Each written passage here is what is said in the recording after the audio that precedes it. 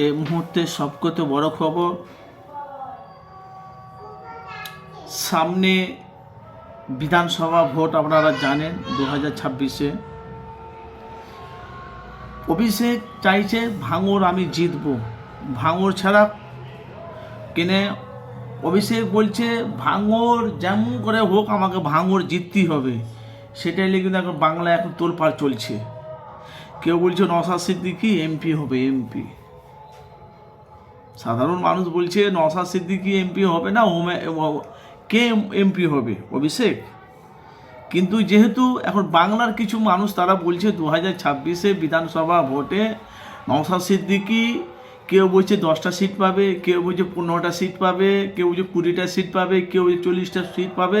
মানে দূর থেকে সর্ষের ফুল অনেক ঘন লাগে ভাই, বাস্তব বলছি আমি। আমরা মুরব্বীদের মুখে শুনেছি 2000 মানে দেখেছি, আমরা দাদুরা বলেছে, আমার বাপেরা বলে দূর থেকে সর্ষের ফুল অনেক ঘন লাগে, কাছে যেমন যাবে না দেখবে পুরো ফাঁকা, জায়গায় জায়গার গ্যাপ জায়গায় জায়গার আছে, কিন্তু দূর থেকে দেখবেন ফলো করবেন অনেক। কিন্তু এরা কিছু কিছু মানুষ চাইছে, আমরা জানি নওশাদ সিদ্দিকী যেভাবে মানুষের পাশে দাঁড়িয়েছে, যেভাবে মানুষের কাজ করছে, বাংলা মানুষ নওশাদকে চাইছে। কিন্তু জোর যদি করে, আমি আপনাদের কাছে সরাসরি বলছি, আমি এফএস আনারুল মিডিয়া, জোর যদি করে তাহলে এরা অনেক কটা সিট পাবে। আর জোর যদি না করে 2026-এ যখন ভোট যখন গোনা হবে তখন এরা বুঝতে পারবে কোথাকার পানি কোন জায়গাখানে গড়িয়ে গেছে। কিন্তু আসলে কি জানিস ভাই, এখন মুসলমান এরা চাইছে আমার দলটা যেন না লোকের কাছে ছোট হয়। অনেক কথা আছে ভাইজান, বলতে গেলে না অনেক রকম কথা বেরিয়ে যাবে, কিন্তু বলাটা ঠিক নয়। আবার একদিক থেকে বলাটা ঠিক, যেহেতু আমরা সাংবাদিক। কিছু মানুষ চাইছে আমাকে তো মানুষ ভালোবাসে, আমি কেন মানুষের কাছে যাবো, মানুষ তারা আমার কাছে আসুক। কিন্তু বাংলার মানুষ বুঝতে পেরে গেছে বাংলাতে কে ক্ষতি করছে।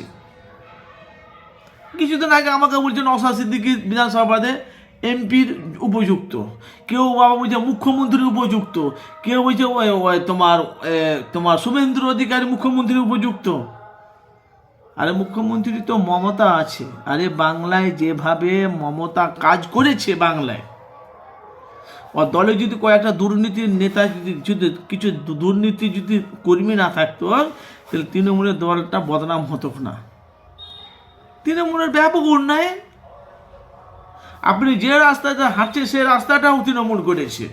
কিন্তু হ্যাঁ, আমাদের ট্যাক্সের টাকা নিয়ে আমাদেরই ইয়ে করছে, কিন্তু করছে তো।